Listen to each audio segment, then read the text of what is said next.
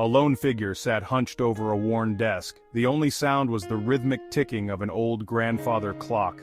Outside, the wind howled, mimicking the storm raging within Rahul's heart. His eyes, red-rimmed and swollen, were fixed on the blank sheet of paper before him. In his hand, a pen felt as heavy as lead. This was it. The final letter, the last words he would ever write to Meera. Rahul dipped the nib into the inkwell, a familiar ritual that brought back a flood of memories. Memories of laughter, of shared dreams, of a love so profound it defied description. He closed his eyes and for a moment, he could almost feel Meera's presence beside him, her gentle touch a whisper against his skin. His heart ached with a familiar pang of longing.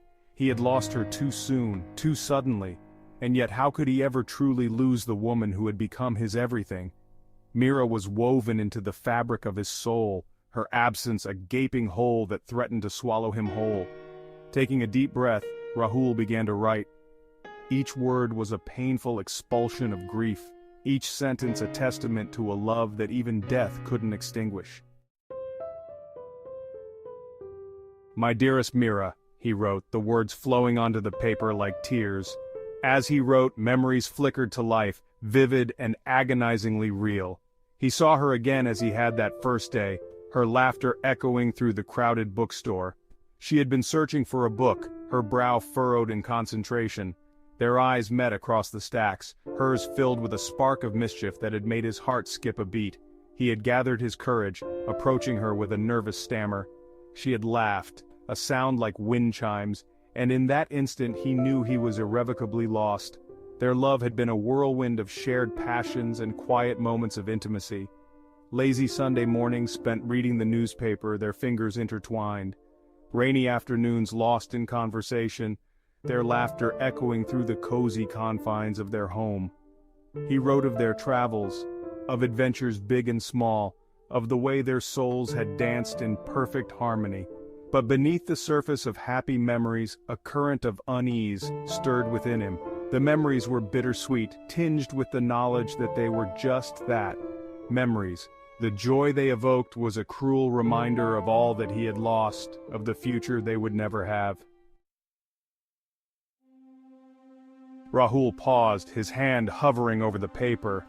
The weight of his loss pressed down on him, threatening to crush him beneath its immense weight. The silence of the room was deafening, broken only by the scratching of his pen and the relentless ticking of the clock. He had tried to navigate the world without her, but every corner he turned, every familiar scent, every shared joke, was a painful reminder of her absence. He had become a ghost haunting the ruins of their love story, his heart a desolate wasteland.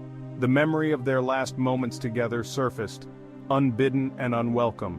The sterile scent of the hospital room, the relentless beep of the machines, the way Meera's hand had grown cold in his.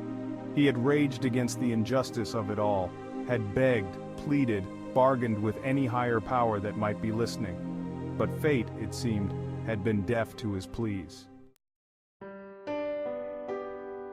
With a trembling hand, Rahul continued writing, pouring his broken heart onto the page. He wrote of his struggle to make sense of a world without her, of the overwhelming grief that threatened to consume him. He confessed his fear that the vibrant tapestry of their love would fade with time, leaving him adrift in a sea of forgetfulness.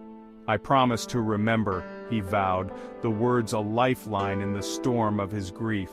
He would cling to those memories, cherish them, keep them alive within the sanctuary of his heart.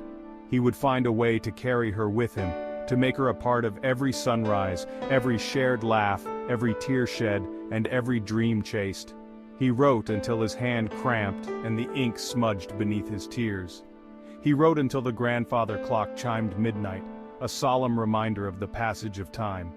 And when he could write no more, he signed the letter simply, "Your Rahul," the words a whispered promise etched in ink and tears. As dawn painted the sky with hues of pink and gold, Rahul sat staring at the letter. The pages were stained with his tears, the ink blurred in places where his hand had trembled. It was a tangible representation of his grief, a testament to the enduring power of love in the face of loss. He read through the words, each one a painful reminder of all that he had lost, yet strangely cathartic. In writing the letter, he had somehow managed to release a fraction of the pain that had been suffocating him. He had honored her memory, had kept his promise to never forget. Folding the letter carefully, he placed it in an envelope addressed to Meera. It was a one-sided correspondence, a message in a bottle cast into the sea of his grief.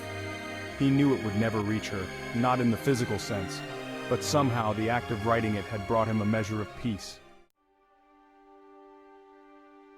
Standing on the porch, Rahul watched as the wind carried the letter away. He watched until it was nothing more than a speck in the distance, a symbol of his love given wings. And as he did, he felt a glimmer of hope flicker within him, fragile yet persistent. He would never forget Meera. But he was starting to understand that carrying her memory didn't mean he couldn't also move forward. He could honor her life by living his own, by embracing the joy and the pain, the laughter and the tears. He took a deep breath, the air tinged with the scent of rain and the promise of a new day. Turning away from the windswept horizon, Rahul stepped back into his empty house. It was time to start living again. One step at a time, one breath at a time, one memory at a time. He had a long journey ahead, but for the first time since Meera's passing, he didn't have to face it alone. He carried her love with him, a guiding light in the darkness.